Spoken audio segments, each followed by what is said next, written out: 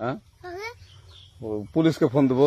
Please আমাকে ক্ষমা করে দাও, প্লিজ প্লিজ আমাকে ক্ষমা করে দাও, প্লিজ।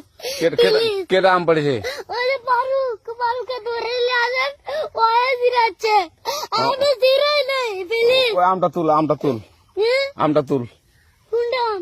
হ্যাঁ এই যে আম, আর এই যে আম, এই যে আম, ওরা জিরে দিছে, আপনি জিরে নেই, প্লিজ। হ্যাঁ তো একটু দূরে দাঁড়া কি ওখানে দাঁড়া। হ্যাঁ এখন কি করছিস তো?